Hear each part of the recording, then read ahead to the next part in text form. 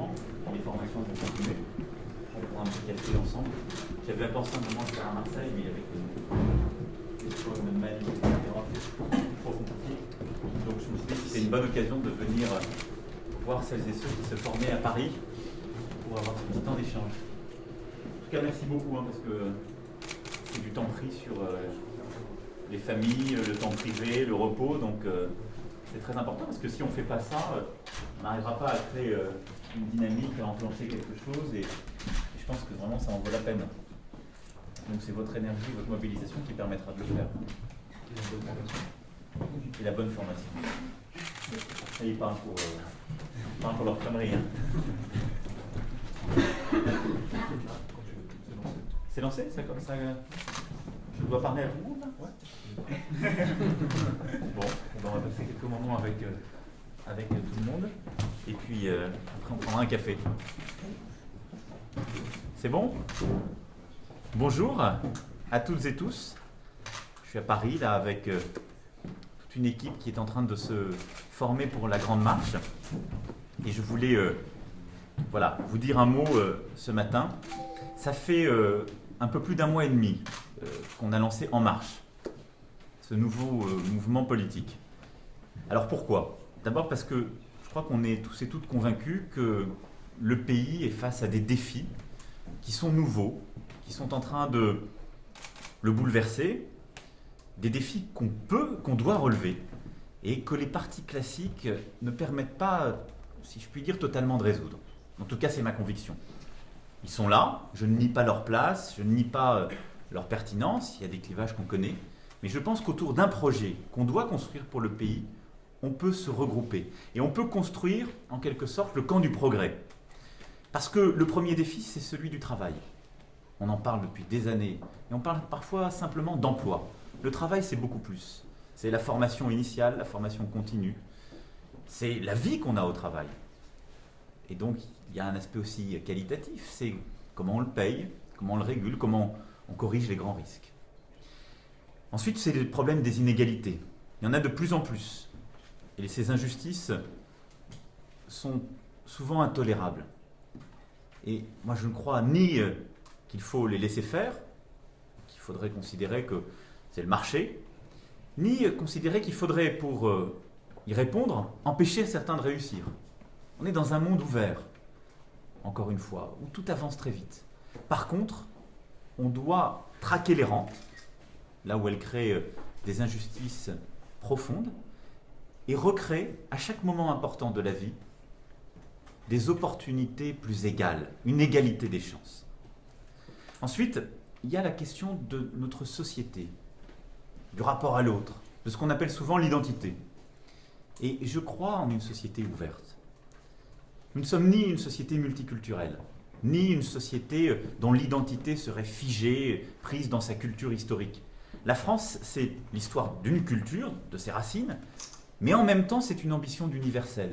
Et donc oui, ce sont des libertés individuelles, c'est un rapport à l'autre exigeant mais ouvert. La laïcité, mais plus largement cette vie en société que nous devons construire. Et là aussi, nous avons une réponse à créer, à construire, qui ne doit se réfugier dans aucune caricature. Et puis il y a l'Europe, qui est la condition de notre réussite. Parce que si nous voulons réussir dans le monde, on a besoin de renouer avec une forme de puissance économique, politique, de vraie souveraineté. Et l'Europe doit nous y aider. Ça veut dire une Europe qui fonctionne mieux, plus vite, avec plus d'ambition politique aussi. Et donc, retrouver le rêve européen et un vrai projet. Je n'ai cité là que 4 de ces défis. Il y en a beaucoup d'autres. Mais il suffit à montrer que l'offre progressiste, ce que nous devons recomposer, c'est une nécessité. Et ça, on va le faire ensemble. C'est tout notre défi. Certains viennent de la gauche, d'autres de la droite, d'autres du centre. Et beaucoup d'autres n'ont jamais eu d'engagement politique. Et nous commençons aujourd'hui, ce samedi, un moment important, celui de la mobilisation générale, celui de la Grande Marche. Alors qu'est-ce que c'est que la Grande Marche? C'est ce que vous allez lancer aujourd'hui en France, partout sur les territoires. Vous êtes au total 14 000 à avoir indiqué être volontaire pour faire cette grande marche. Aujourd'hui, sur le terrain, vous serez d'ores et déjà 2000 à vous déployer. De Marseille à Marc-en-Barœul, de Rennes à La Réunion, à l'étranger même, au Canada, aux États-Unis. Vous êtes plusieurs à vous être mobilisés. Cette grande marche, son objectif, c'est d'aller à la rencontre des Français. C'est de faire ce diagnostic du pays en ouvrant les portes, en allant au-devant des autres. Nous allons vous demander votre avis, vos idées, votre perception des choses. Mais il me semblait nécessaire de vous demander aussi de vous mobiliser pour aller vers toutes les Françaises et tous les Français. C'est-à-dire souvent celles et ceux qui n'osent pas rejoindre une association, un mouvement politique, donner leur avis sur Internet, parce qu'ils restent chez eux, parce qu'ils ne sont pas habitués à s'exprimer, parce qu'ils ne veulent pas le faire. On ne peut pas construire aujourd'hui un projet sans comprendre où en est le pays. Et on ne peut pas comprendre où en est le pays à quelques-uns dans un bureau ou à quelques-uns qui se ressemblent. On partage des valeurs, je viens de les rappeler. La nécessité de répondre à ces défis. Mais pour commencer, il faut cette mobilisation générale, il faut la grande marche. Alors, vous allez ramener 100 000 témoignages. C'est l'objectif qu'on se fixe d'aujourd'hui à la fin du mois de juillet. 100 000 témoignages de Françaises et de Français de toute catégorie, de toute géographie, de tout genre. Allez vers celles et ceux qui ne vous ressemblent pas. Allez vers celles et ceux qui ne sont pas d'accord avec vous. Allez vers celles et ceux dont vous savez qui ne viendront pas non plus vers nous. Pas pour les convaincre, forcément, pour les comprendre. Pour comprendre où en est le pays. L'objectif de cette grande marche, à mes yeux, c'est de redonner une voix à ceux qui n'en ont pas. C'est de construire le visage de cette France invisible, de celle qu'on ne retrouve pas dans les partis, de celle qu'on ne retrouve que trop peu dans les associations et à qui on ne donne ni un visage ni la parole. Ce travail, il est essentiel. En même temps, on va vous demander, en tant qu'adhérent, vous êtes plus de 50 000 aujourd'hui, votre avis sur justement l'état du pays, ce qui marche, ce qui ne marche pas, vos idées. On a aussi, et on va de plus en plus demander à des intellectuels, des académiques, des experts, des artistes, de faire la même chose. C'est cet audit, ce diagnostic du pays que nous sommes en train de construire. Alors, pourquoi et à quoi cela servira-t-il ? Cette mobilisation, d'abord, c'est le premier temps essentiel de la construction de notre mouvement, de notre démarche politique. Ensuite, c'est ce temps du diagnostic que nous construirons durant l'été. À chaque étape, nous rendrons tout transparent. Nous vous rendrons compte. Et à la fin de l'été, je ferai la synthèse, le bilan de tout ce travail.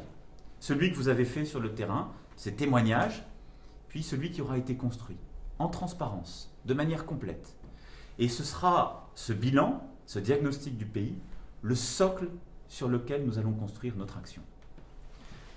Mais au-delà de ce diagnostic, vous allez ramener des témoignages, des histoires de vie. Ils ont aussi leur importance, des discours, des mots, une façon de voir, de penser le pays, de nommer les problèmes. Ce socle, nous allons le constituer ensemble jusqu'à la fin de l'été. En même temps, je continuerai à articuler et à préciser cette vision, celle que je viens rapidement d'esquisser. Et ensuite, à partir du mois de septembre, nous construirons un plan d'action pour transformer le pays, pour le changer en profondeur. Mais le socle de ce plan d'action, ce sera ce que vous commencez aujourd'hui. Ce sera la grande marche. Parce qu'on ne construira pas un plan d'action sur les intérêts représentés, sur le clientélisme, sur le fait de vouloir satisfaire un tel ou un tel, pour égrener des propositions, en quelque sorte, pour agréger les corporatismes. Non, on doit essayer de reconstituer l'intérêt général. Et on le reconstitue par ce kaléidoscope qu'est le pays, par la démarche que vous commencez aujourd'hui. Le socle du projet à construire, c'est la grande marche. C'est d'aller vers le pays. Et le projet pour la France que nous allons faire ensemble, il commence donc aujourd'hui. Il commence par notre mobilisation et il a besoin de vous tous et toutes. Merci beaucoup pour ça. Bon courage pour aujourd'hui, pour demain, pour tous les jours à venir. On va continuer de se parler, de se voir régulièrement. Et cette grande marche, elle va continuer sur le terrain. Elle va continuer par les formations comme celle au milieu de laquelle je me trouve aujourd'hui à Paris. Vous allez en faire beaucoup en province, beaucoup aussi sur Internet. Et donc on continue. Merci pour cette mobilisation et je compte sur vous tous et vous toutes. Merci.